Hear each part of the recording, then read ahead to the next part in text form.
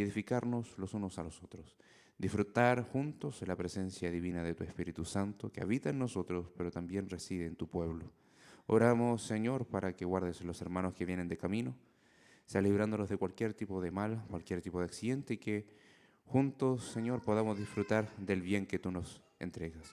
Bendice cada clase que se va a constituir hoy y que las maestras y los maestros puedan ser usados por ti. Oramos, Señor, confiando en plena dependencia de la obra gloriosa de nuestro Señor Jesucristo, y oramos todo en ese precioso nombre también, en el nombre de Jesús. Amén. Vamos a leer la palabra del Señor, vamos a leer algunos versículos del Salmo 48. Vamos a llegar hasta el versículo 8. Dice así la palabra de Dios. Grande es Jehová y digno de ser en gran manera alabado en la ciudad de nuestro Dios, en su monte santo. Hermosa provincia, el gozo de toda la tierra. Es el monte de Sión, a los lados del norte, la ciudad del gran rey. En sus palacios Dios es conocido por refugio, porque he aquí los reyes de la tierra se reunieron, pasaron todos, y viéndola a ellos así se maravillaron, se turbaron, se apresuraron a huir. Les tomó allí temblor, dolor como de mujer que da a luz. Con viento solano quiebras tú las naves de Tarsis. Como lo oímos, así lo hemos visto. En la ciudad de Jehová de los ejércitos, en la ciudad de nuestro Dios, la firmará Dios para siempre. Que el Señor bendiga su palabra en nuestros corazones. Podemos pasar a las clases.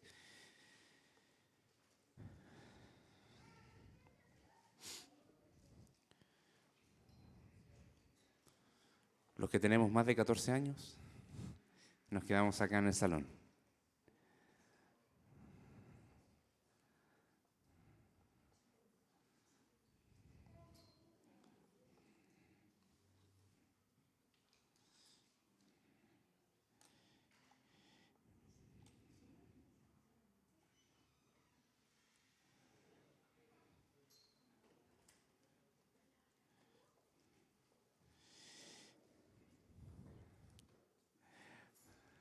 Bien, vamos a continuar con nuestro estudio de evangelismo. La semana pasada se hizo un recuento de por lo que hemos navegado, por lo que hemos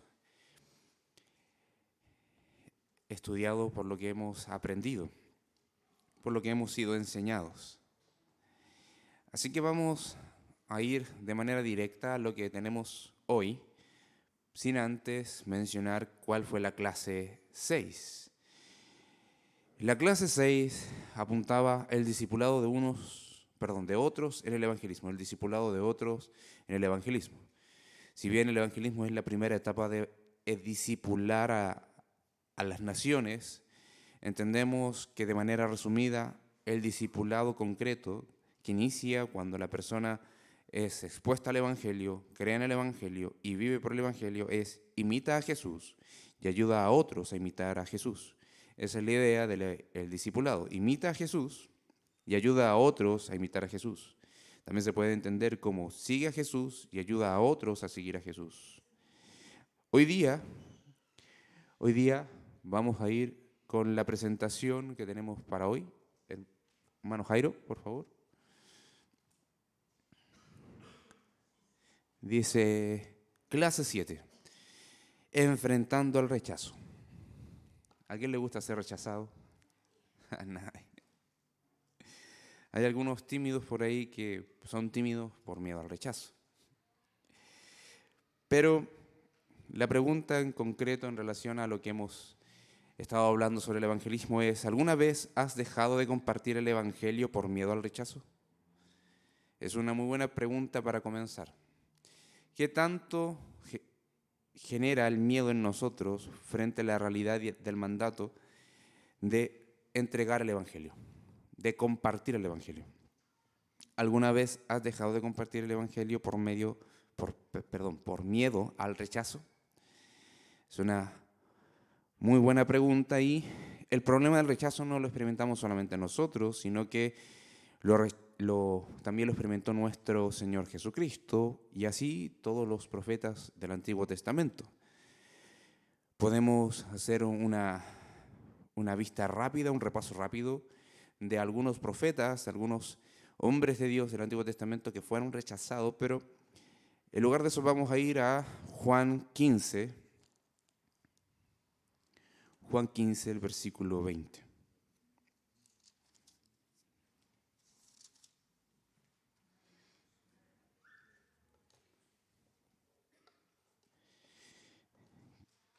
¿Qué dice la palabra del Señor ahí? Dice, acordaos de la palabra que yo os he dicho. El siervo no es mayor que su Señor. Si a mí me han perseguido, también a vosotros perseguirán. Si han guardado mi palabra, también guardarán la vuestra. Así que no podemos nosotros pretender que si el Señor fue rechazado o fue perseguido, nosotros no experimentemos esa misma suerte. Hoy en día, más que un rechazo, de momento hay una oposición constante. Todo lo que pueda incluir la palabra Cristo, Evangelio, Dios, es mal visto por la sociedad. Así que tenemos de partida una entrada que nos puede colocar como base de que si proclamamos el Evangelio, si anunciamos a Dios, no todas las personas nos van a recibir de la manera más cordial o van a entender el mensaje o se van a preocupar de comprender el mensaje. Nuestro Señor nos advirtió de esto y debemos de entender que a veces no es necesariamente personal, sino que cuando rechazan la palabra de la cruz, cuando rechazan el Evangelio, no están rechazando no a nosotros, sino están rechazando finalmente a Cristo, están rechazando a Dios. De hecho, el otro día escuchaba un pastor que daba un ejemplo claro, que cuando una relación se quiebra, quieres sacar todo de esa persona de tu vida, incluso si hay una foto, incluso personas que te lo recuerdan, los sacas de tu vida. Entonces, cuando nos rechaza a nosotros y recordamos que hay un Dios, que hay un Jesús que murió y resucitó para salvar a los pecadores, también quieren sacarnos de su vida. Y es por eso que nos rechazan. Ahora, ¿por qué las personas rechazan el Evangelio?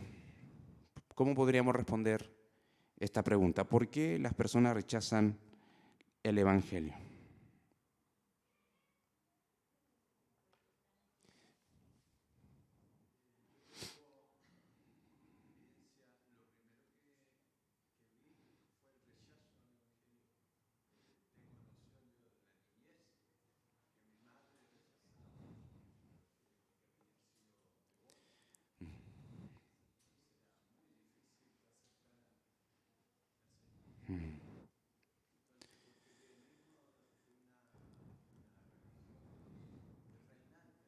Sí.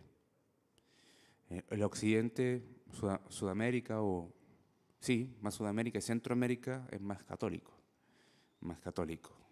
Bien, la hermana Noemí dijo algo interesante, dijo que las personas están en tinieblas. Y eso es verdad.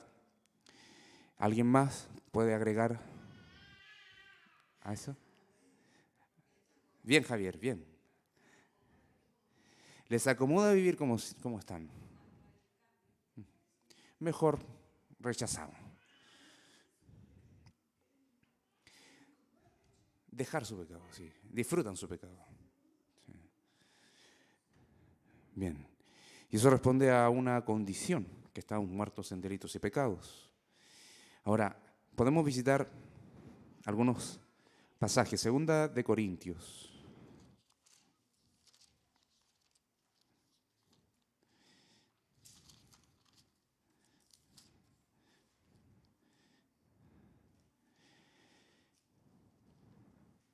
Versículos 3 y 4.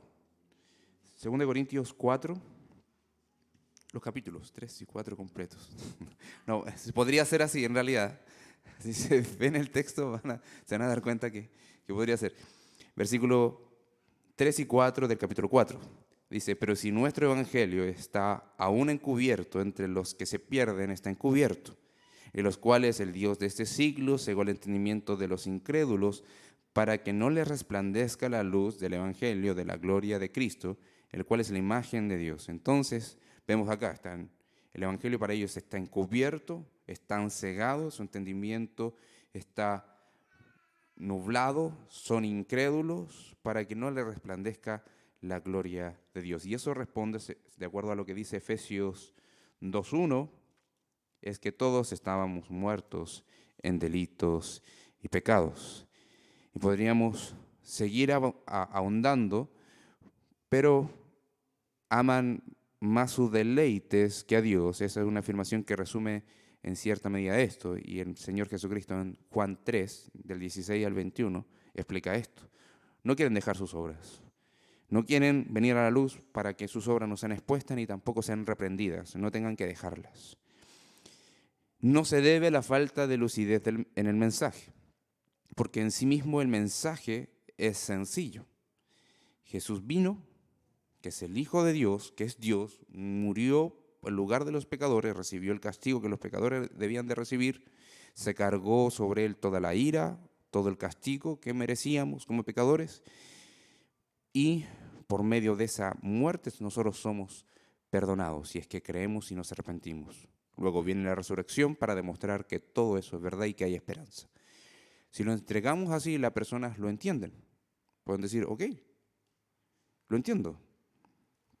Pero necesitamos entender algo más, que es Dios quien obra la salvación de las personas, no la lucidez de nuestro mensaje. Si es verdad, tenemos que entregarlo lo más sencillo posible, pero también es verdad que nuestra lucidez no es la que impacta, sino que es el poder de Dios conforme a su voluntad que cambia el corazón. Ahora me gustaría citar a John Piper, que en un sermón describe el pecado como: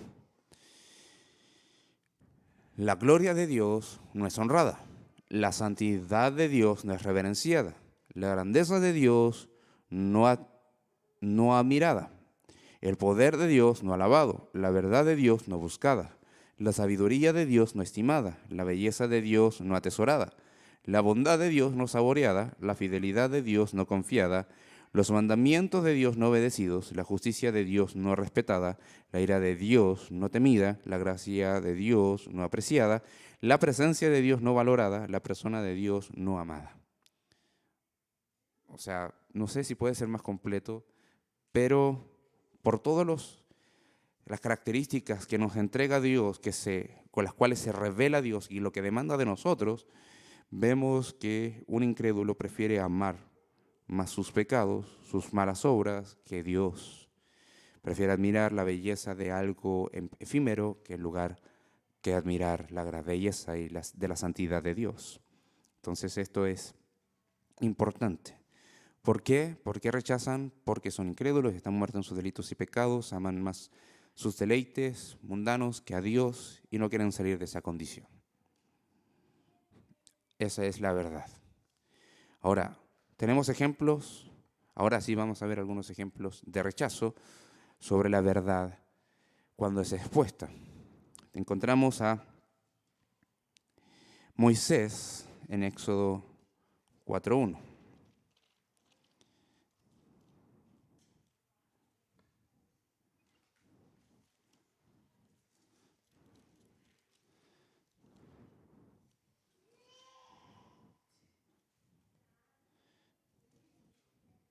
Éxodo 4:1.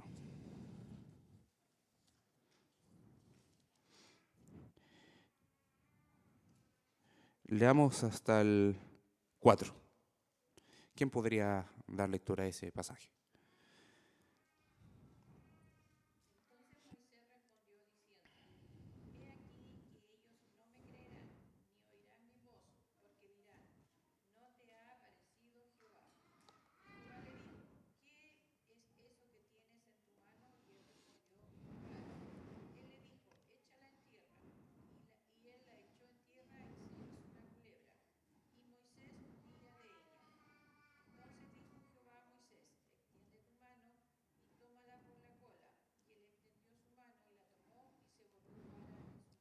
Ya vemos un respaldo divino de parte de Dios para el llamado, pero también en el mismo llamado, en el mismo momento en que es encomendado una misión, Moisés distingue que va a haber rechazo y va a haber incredulidad. Y eso no es ser pesimista, es realista. Es súper realista porque eso fue lo que pasó.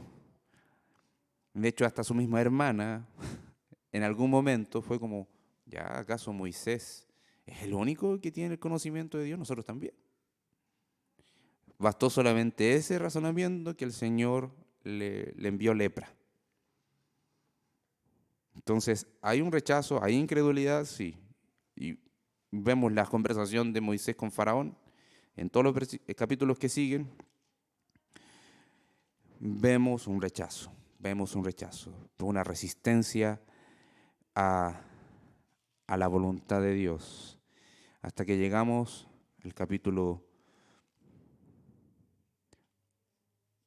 11, que es cuando ocurre que viene la última plaga, que da lugar a la Pascua, y eso se narra también en el capítulo 12.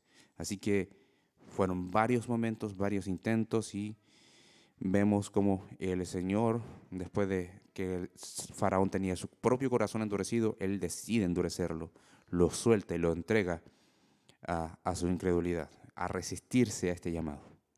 También tenemos a un profeta, uno de mis profetas favoritos, y no el que más me gusta, es Jeremías. Jeremías, capítulo 1, versículos 6 al 8.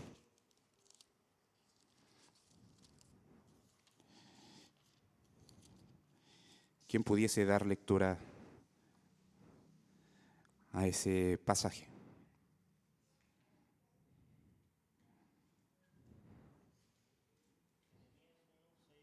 Sí.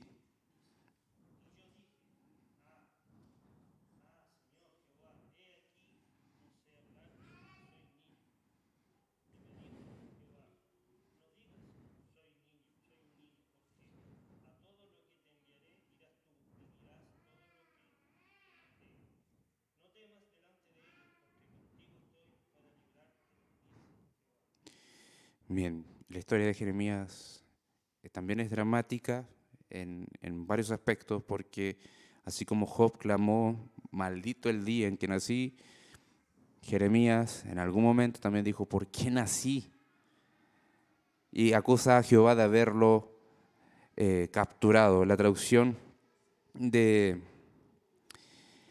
la Reina Valera dice, me sedujiste, Señor. Y dice, también termina diciendo, pero cuando quise callar hubo un fuego dentro de mí que me impulsó a hablar la palabra de Dios. Y fui y hablé la palabra de Dios. Pero vemos todo el ministerio de Jeremías, que es una realidad, el rechazo. Hasta Babilonia tenía más certeza de lo que Jeremías estaba diciendo. Nabucodonosor y todos los demás, sus séquitos, tenían más conciencia de la verdad de lo que estaba diciendo Jeremías que el mismo pueblo en el cual estaba. Por eso lo sueltan, lo dicen, no te preocupes, todos sabemos quién es Jeremías, sé libre. Y la tradición reconoce que no se sabe dónde y cómo murió Jeremías, pero se entiende que fue en paz, consolado por el Señor. Tenemos a nuestro mismo Señor Jesucristo. Pero acá cité acá Isaías 53, que dice, despreciado y desechado entre los hombres, varón de dolores, experimentado en quebranto, y como que escondimos el rostro, fue menospreciado y no lo estimamos. ¿Se dan cuenta? El hacer la voluntad de Dios, el anunciar lo que Dios quiere que digamos, implica necesariamente que vamos a encontrarnos con un rechazo, nos vamos a encontrar con una resistencia, nos vamos a encontrar con un desprecio, nos vamos a encontrar con todas esas palabras sinónimas que pueden significar el no aceptar, no recibir, no querer venir a Dios, no querer volverse a Dios. Y por último también encontramos en esa lista a Pablo. Pablo y tengo una referencia acá de 2 Corintios 11, del versículo 23 al 28.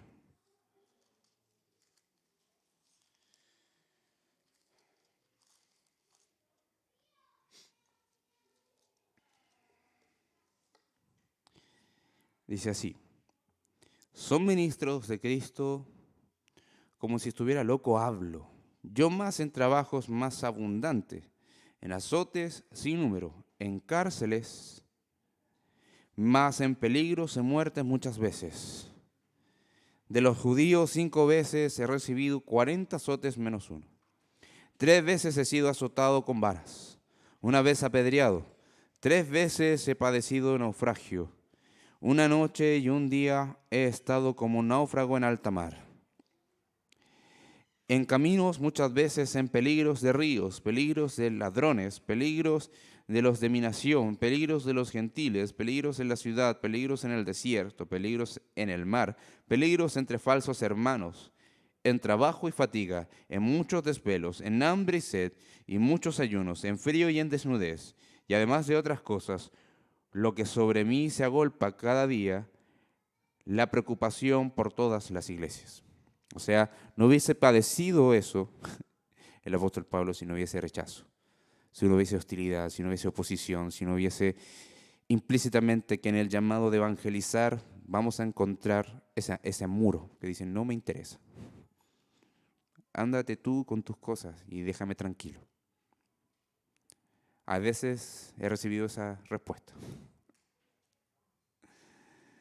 No, yo estoy seguro que no soy el único. Ya déjame de hablar, déjame tener hasta acá.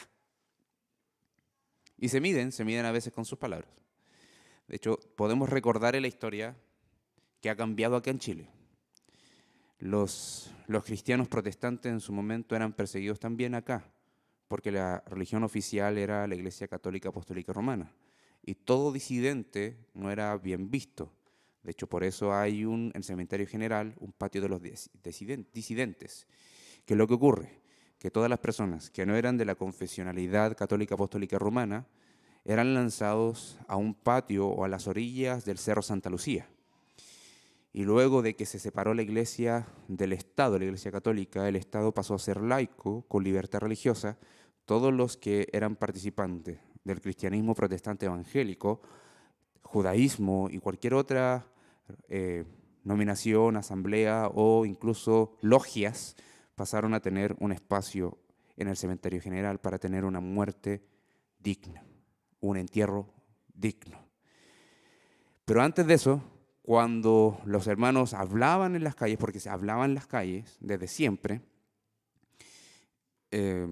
personas malintencionadas juntaban pipí en una pelela y cuando pasaban por la ventana se los tiraban. Entonces había rechazo. Y los hermanos con más fuerza hablaban.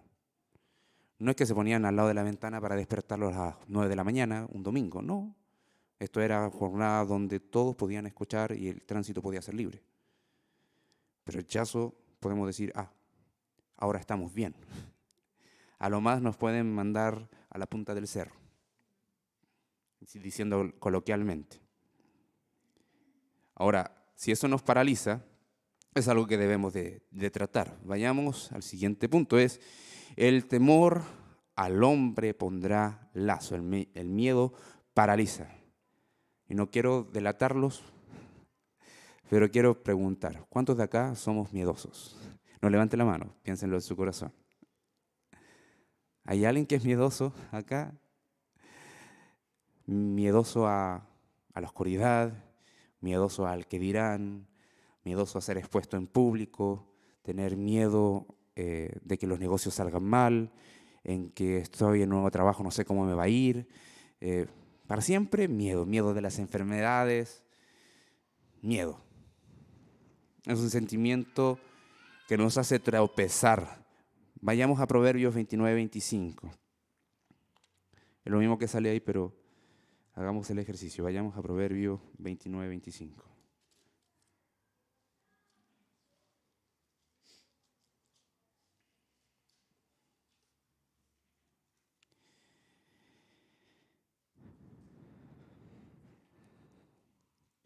¿Qué dice? ¿Alguien lo puede leer? Completo, por favor.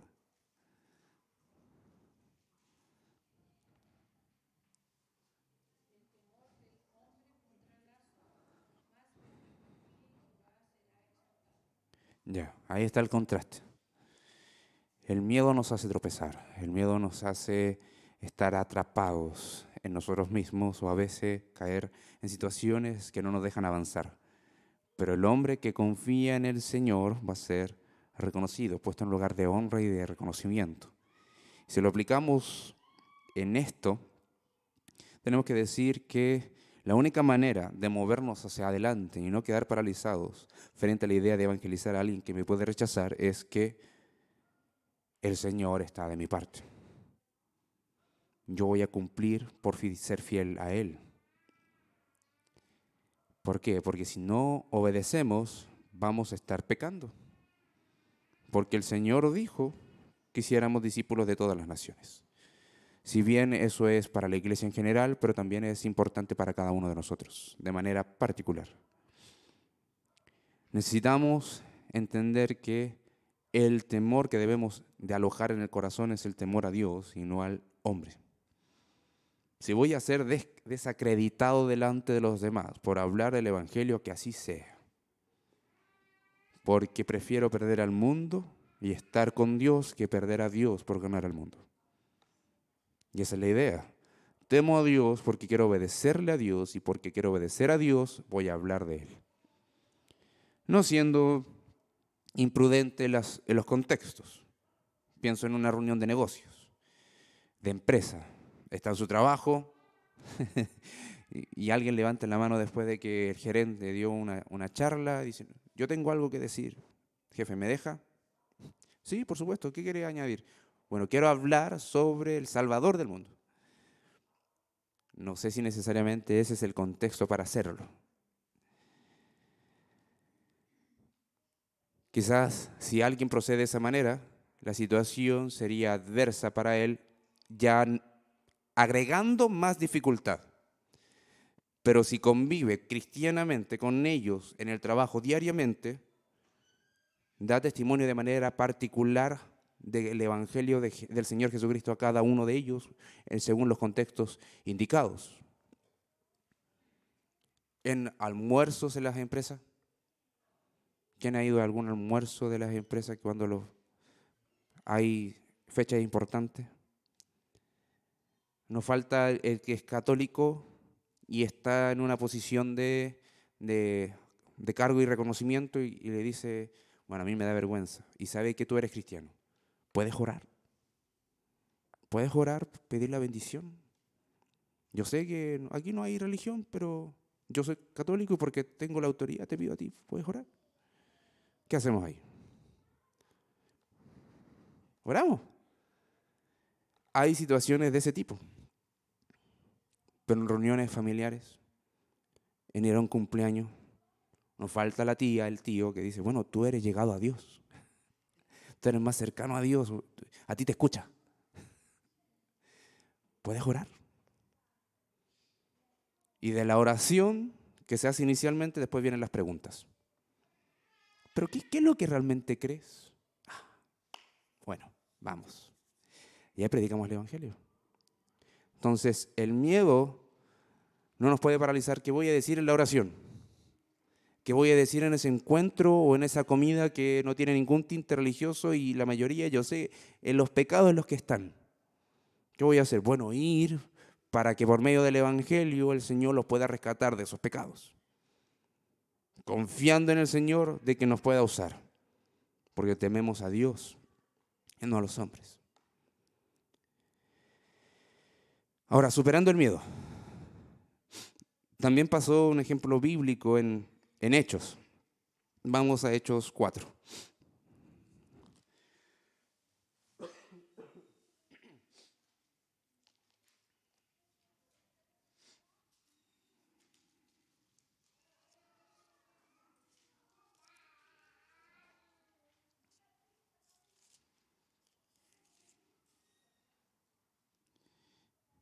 Y aquí encontramos a Pedro, a Juan, padeciendo por la causa del Señor Jesucristo. Versículo 6 dice: y el sumo sacerdote Anás y Caifás y Juan y Alejandro y todos los que eran de la familia de los sumos sacerdotes, y poniéndoles en medio les preguntaron con qué potestad o en qué nombre habéis hecho vosotros esto? Entonces Pedro, lleno del Espíritu Santo, les dijo: gobernantes del pueblo y ancianos de Israel, puesto que hoy se nos interrogó acerca del beneficio hecho a un hombre enfermo, de qué manera éste haya sido sanado. Sea notorio a todos vosotros y a todo el pueblo de Israel que en el nombre de Jesucristo de Nazaret, a quien vosotros crucificaste y a quien Dios resucitó de los muertos, por él este hombre está en vuestra presencia sano. Este Jesús es la piedra aprobada por vosotros los edificadores, la cual ha venido a ser cabeza del ángulo. Y en ningún otro hay salvación, porque no hay otro nombre bajo el cielo dado a los hombres en que podamos ser salvos. Aparentemente la respuesta es con valentía, con fervor, con determinación, con convicción. ¿Y qué es lo que pasa acá? Le dice: sin embargo, para que no se divulgue más entre el pueblo, ellos respondieron, los fariseos, entre el pueblo, versículo 17, amenacémosle para que no hablen de aquí en adelante hombre alguno en este hombre. Y llamándolos, les intimaron que en ninguna manera hablasen ni enseñasen en el nombre de Jesús. Mas Pedro nuevamente, versículo 19, y Juan respondieron diciéndoles: juzgad si es justo delante de Dios obedecer a vosotros antes que a Dios. Ahora, cuando fueron puestos en libertad, ¿qué ocurrió? Bueno, ellos, el pueblo en sí, la iglesia en sí, empezaron a tener en sus corazones un grado de temor. Por eso oran por confianza. Versículo 23 en adelante dice: y puestos en libertad vinieron a los suyos y contaron todo lo que los principales sacerdotes y los ancianos les habían dicho. Y ellos, habiéndolo oído, alzaron unánimos la voz y dijeron: soberano Señor, tú eres el Dios que hiciste el cielo y la tierra, el mar y todo lo que en ellos hay, que por boca de David tu siervo dijiste: ¿por qué se amotinan las gentes y los pueblos piensan cosas vanas? Se reunieron los reyes de la tierra y los príncipes se juntaron en uno contra el Señor y contra su Cristo, porque verdaderamente se unieron en esta ciudad contra su santo Hijo Jesús, a quien ungiste, Herodes y Poncio Pilato con los gentiles y el pueblo de Israel, para hacer cuanto tu mano y tu consejo habían antes determinado que sucediera. Y aquí viene la solicitud específica. Y ahora, Señor, mira sus amenazas y conceda a tus siervos que con todo de nuevo hablen tu palabra. Eso de nuevo es valentía. Esa es determinación, es una fuerza. Queremos ser valientes, Señor, para hablar. Mientras extiendes tu mano para que se hagan sanidad y señales y prodigios mediante el nombre de tu santo Hijo Jesús. Cuando hubieron orado, mire lo que ocurre. El lugar en el que estaban congregados tembló y todos fueron llenos del Espíritu Santo y hablaban con denuedo la palabra de Dios. Y aquí es una explicación eficaz de lo que el Espíritu Santo hace cuando llena a los creyentes, cuando está guiando a los creyentes, cuando lo está empujando a los creyentes. Los creyentes, una de las características es que vamos a hablar de Cristo, vamos a hablar del Salvador, vamos a hablar del Evangelio y vamos a tener valentía a pesar del miedo que a veces nos invade. Ahora, no podemos encontrar valentía en ninguna otra parte que no sea en Dios, pero también nosotros podemos hacer un ejercicio en nuestra mente de recordar cuál ha sido la gran bendición que el Señor me ha entregado. Por medio de su sacrificio encontramos su amor. Entonces, cuando venimos delante de la presencia de Dios para rogarle valentía, estoy seguro que el Señor va a recordar a tu mente, a tu corazón, cuánto te ha amado Dios. Por cuánto me ha amado, no puedo no hacer otra cosa que entregarme por completo a su servicio. Y si eso implica padecer, que así sea. Porque por el amor de Cristo soy entregado para su servicio. Estoy dedicado por entero a lo que Él quiere hacer con mi vida.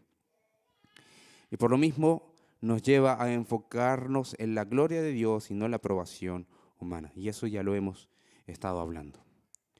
Entonces, ¿por qué deberíamos evangelizar? ¿Por qué deberíamos evangelizar? Podemos decir porque por esto glorificamos a Dios. Dios es el evangelista supremo. Él envía su mensaje hacia nosotros y nosotros respondemos para enviar a otros su mensaje. Se trata de dar a conocer su nombre y Él ama cuando su pueblo desea lo mismo. Esa es la razón más importante. Estar alineados con la voluntad de Dios. Estar alineados con el corazón y el sentir de Dios. Estar sometidos a su voluntad.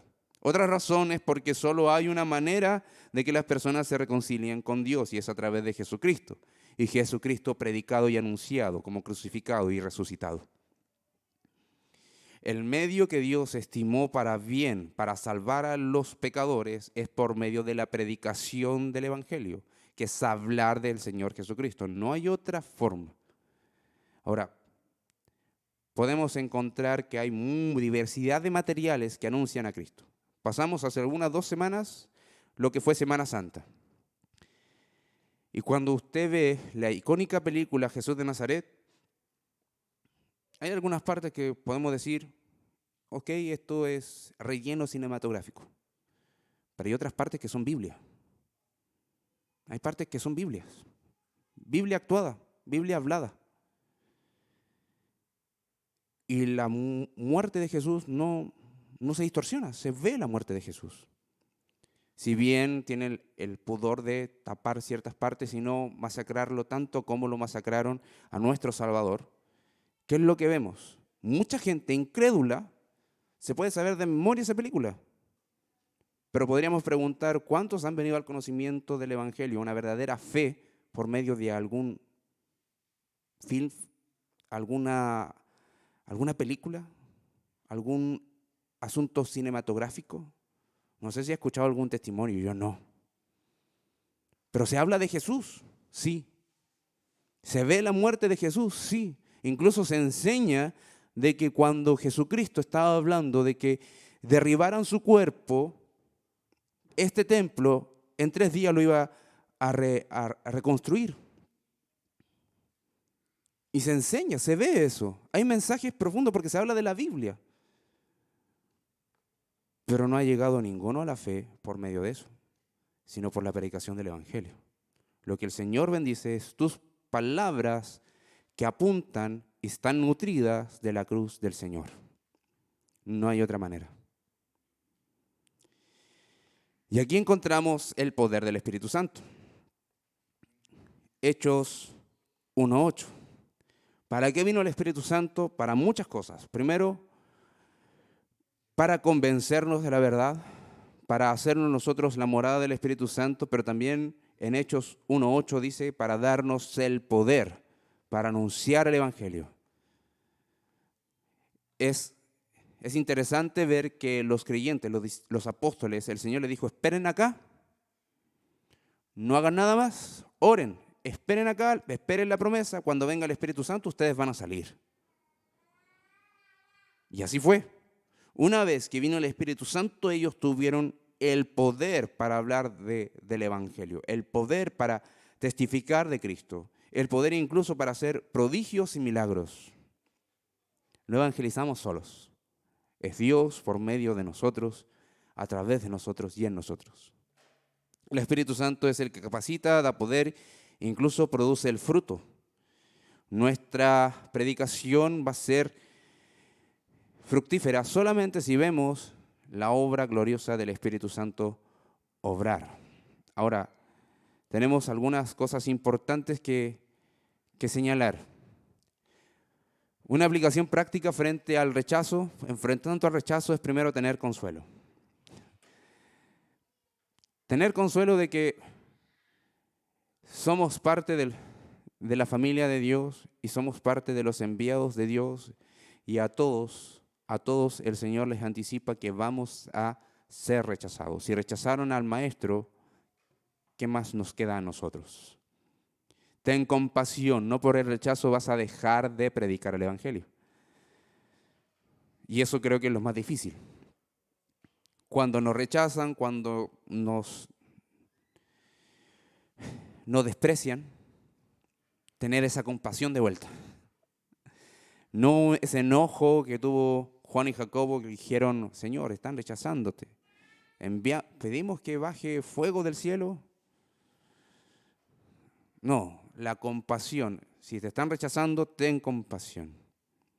Porque ellos están muertos en sus delitos y pecados. Ten disponibilidad. Tienes que estar dispuesto a predicar.